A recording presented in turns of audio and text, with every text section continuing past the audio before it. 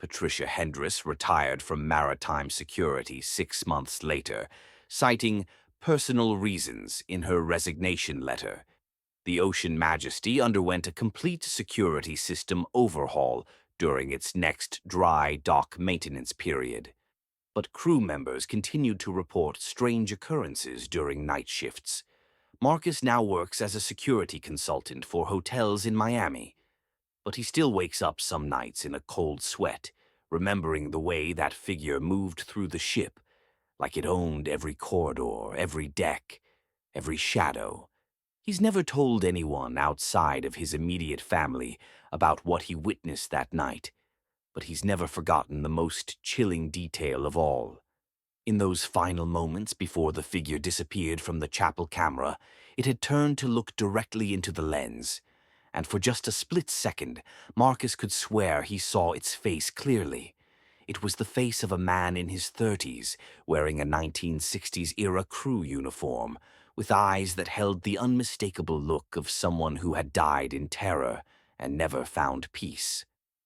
The Ocean Majesty still sails the Mediterranean today, but if you ever find yourself aboard during a night crossing, pay attention to the reflections in the glass. And remember, some passengers never truly disembark. Let's move to our second story, and this one will make you question the very nature of reality aboard these floating cities. Isabella Martinez had been working as a cabin steward for 12 years, but her experience aboard the Caribbean Princess would challenge everything she thought she knew about the cruise industry. At 35, she was considered one of the most thorough and reliable housekeeping staff members in the fleet. Her supervisors praised her attention to detail and her ability to anticipate passenger needs before they were even expressed.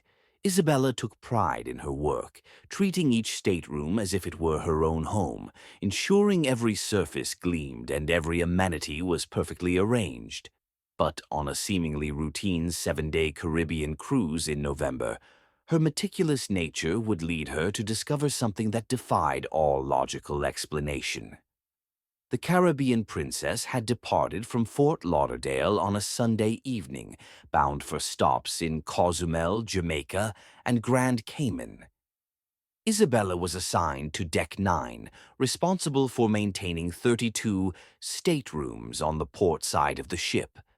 Her routine was always the same: start at 8 a.m. with the early checkout rooms, work systematically down the corridor, and finish by 3 p.m., to allow time for quality control checks. She had been working this particular route for 3 years and knew every quirk of every room, from the balcony door in 9024 that required an extra push to close properly, to the shower in 9031 that had slightly lower water pressure than the others. On Tuesday morning, Isabella's third day aboard, she approached stateroom 9042 with her master key card and cleaning supplies.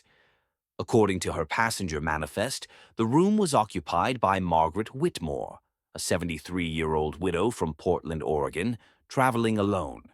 Isabella knocked on the door at 8:15 a.m. and received no response, which was typical for passengers who were either sleeping in or had already gone to breakfast. She used her keycard to enter, calling out "housekeeping" as she always did, but received no reply.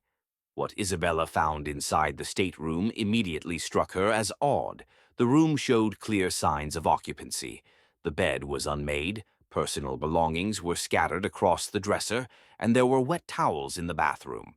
A half-finished crossword puzzle lay on the small table by the balcony door, with a pen beside it as if someone had just stepped away.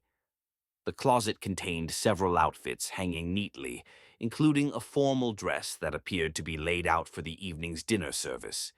Most telling of all, there were prescription medications on the nightstand, along with reading glasses and a romance novel with a bookmark placed about halfway through.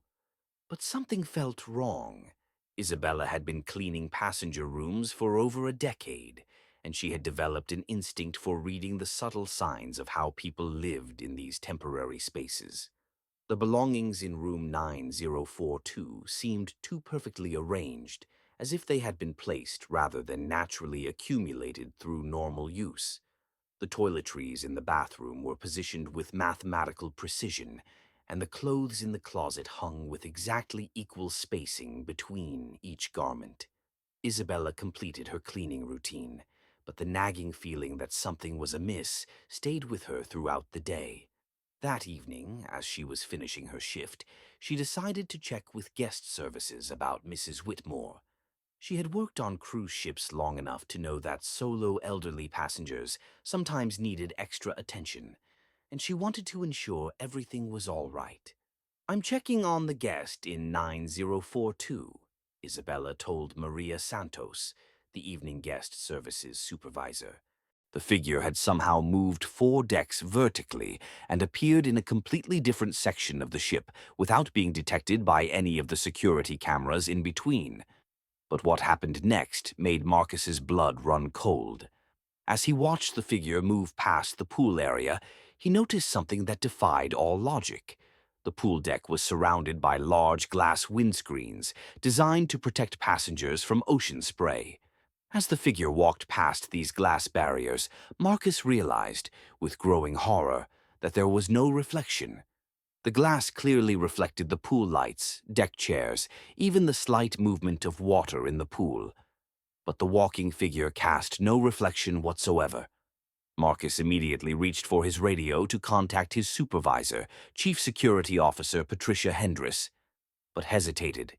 How could he explain what he was seeing?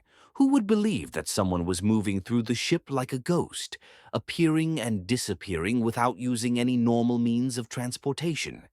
He decided to document everything first, taking screenshots and noting exact timestamps for each sighting. Over the next hour, the figure appeared on 17 different cameras throughout the ship. It was seen in the main dining hall, the casino, the theater, and even in restricted crew areas that required keycard access. Each appearance was brief, lasting no more than 30 to 40 seconds, and each time the figure moved with that same unsettling gliding motion. Most disturbing of all, Marcus began to notice that the figure seemed to be aware of the camera locations, often turning to look directly into the lens before disappearing from view. At 4:33 a.m., Marcus finally made the decision to wake Chief Hendris. Patricia arrived in the security office within minutes, still in her pajamas but alert and professional. Marcus showed her the screenshots and explained what he had been witnessing. Patricia's initial skepticism quickly turned to concern as she reviewed the evidence. "Show me the live feeds," she ordered, settling into the chair beside Marcus. For the next 20 minutes, they watched the monitors in intense silence. Then, at 4:55 a.m., the figure appeared on camera 18, which monitored the ship's chapel on deck 5. This time, both Marcus and Patricia witnessed something that would change their understanding of what was possible aboard their ship. The figure stood motionless in the center of the chapel for nearly 2 minutes, longer than any previous sighting. As they watched, other cameras began picking up strange anomalies. Lights flickered in corridors where no one was present. Elevator doors opened and closed on empty floors. Most unnervingly, several cameras briefly displayed what appeared to be water damage and rust on walls that Marcus knew were freshly painted and in perfect condition. "Get me the maintenance logs for this ship," Patricia whispered, her voice barely audible. "I want to know everything about its history, every accident, every incident that was ever reported." As Marcus pulled up the digital records, Patricia continued watching the monitors. The figure had vanished from the chapel, but now multiple cameras were showing brief glimpses of what appeared to be the same person in different locations simultaneously. At 5:02 a.m., the figure was visible on 3 separate cameras at the same time, an impossibility that made both security officers question their own sanity. The maintenance logs revealed a disturbing pattern. The Ocean Majesty had been built in 1987, but it was constructed using materials and components salvaged from an older vessel, the Mediterranean Star, which had sunk in 1962 after a catastrophic engine room fire that killed 14 crew members. The salvaged materials included decorative elements, furniture, and even some of the ship's original security equipment. As dawn approached, the sightings became less frequent. By 6:30 a.m., the figure had disappeared entirely. Marcus and Patricia spent the remaining 30 minutes of their shift reviewing all the recorded footage. But when they attempted to access the files, they discovered that every single recording from that night had become corrupted. The screenshots Marcus had taken were now nothing but static. The timestamp logs showed no unusual activity whatsoever. Chief Hendris immediately contacted the ship's captain and the cruise line's corporate security division. Within hours, a team of technical specialists boarded the ship during a scheduled port stop in Naples. They spent 2 days examining every camera, every recording device, and every piece of security equipment aboard the Ocean Majesty. Their official report concluded that the incidents were the result of a cascading system malfunction caused by electromagnetic interference from a solar storm that had occurred that week. Marcus was offered a promotion to day shift supervisor, which he accepted immediately. He never worked another night shift for the remainder of his cruise ship career. Margaret Whitmore. I cleaned her room today, but I haven't seen her around the ship, and I wanted to make sure she's okay. Maria pulled up the passenger database on her computer, her fingers clicking rapidly across the keyboard. After a few moments, she looked up with a puzzled expression. I'm not showing any passenger named Margaret Whitmore in room 9042, she said. According to our records, that room is unoccupied for this sailing. Isabella felt a chill run down her spine. That's impossible. The room is clearly being used. There are personal belongings, medications, clothes in the closet. Someone is definitely staying there. Maria double-checked her records, even calling the main guest services office to verify the information. Every system showed the same result. Room 9042 was listed as unoccupied, with no passenger assigned to it for the entire 7-day cruise. There was no record of anyone named Margaret Whitmore on the ship's manifest, and no payment had been processed for that stateroom.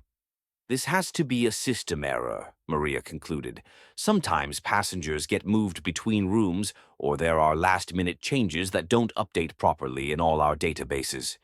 I'll have someone from IT look into it tomorrow. But Isabella couldn't shake her unease. The next morning, she approached room 9042 with a mixture of curiosity and apprehension. Once again, she knocked and received no response. When she entered with her key card, she found the room in the same state as the previous day, clearly occupied, but with that same unsettling sense of artificial arrangement. This time, Isabella decided to examine the belongings more closely.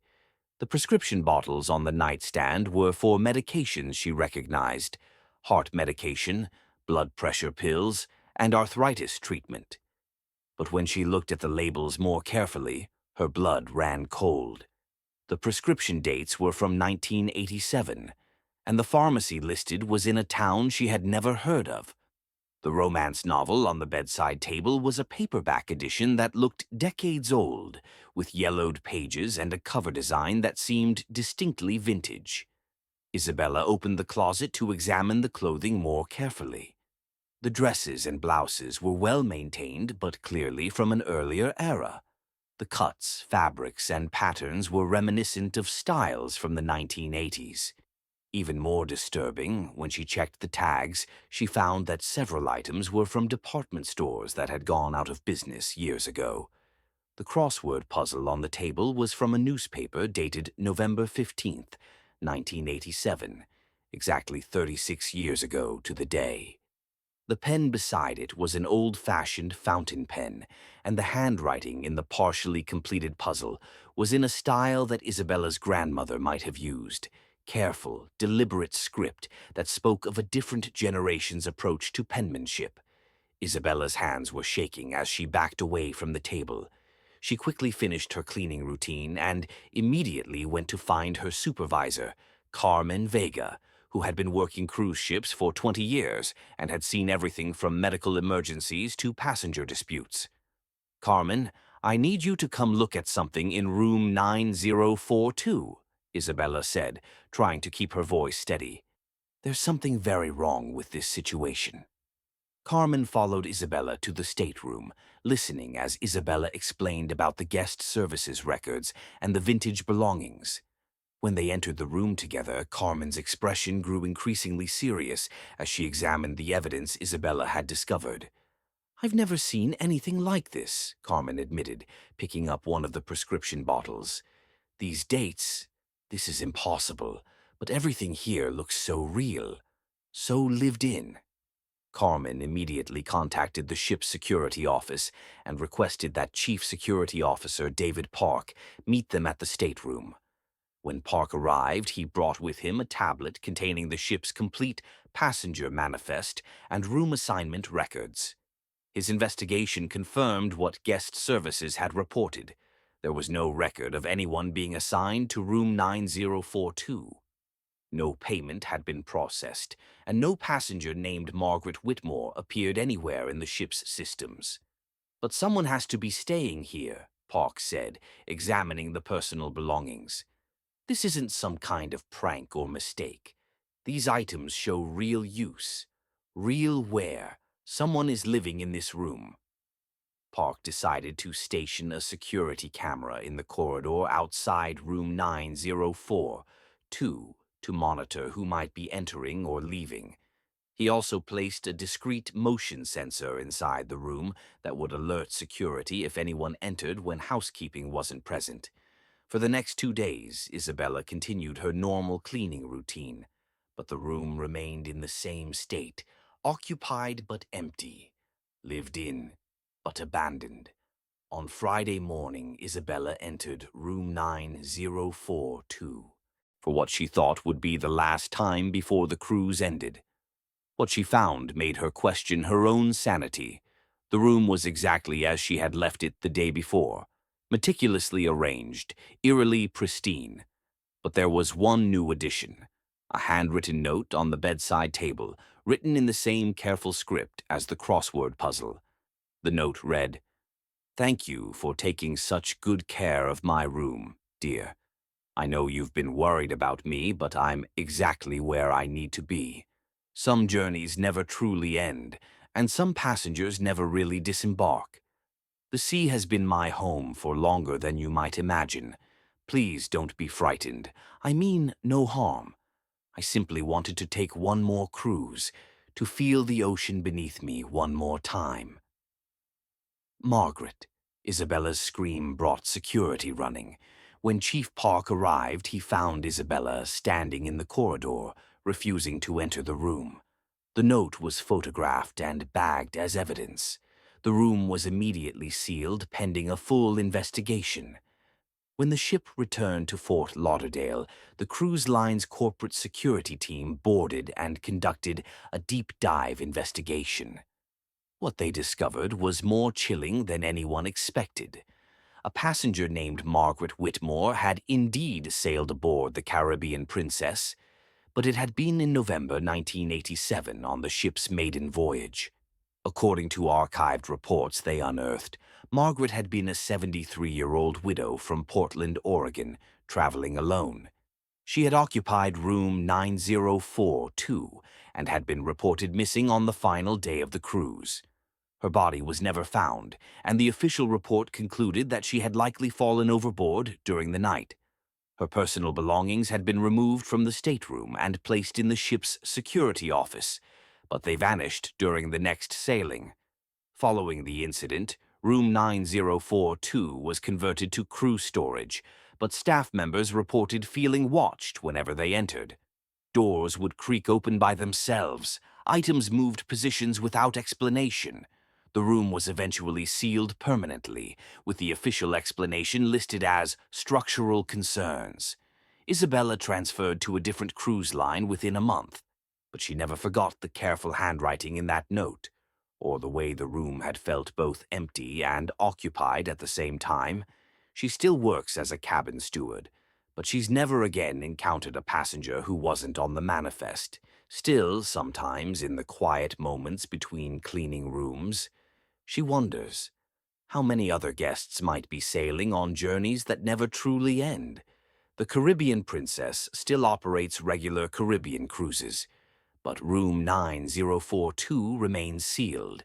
Passengers sometimes report faint sounds from that section of Deck 9, the rustle of pages turning, the scratch of a pen on paper, and occasionally the soft voice of an elderly woman humming old songs.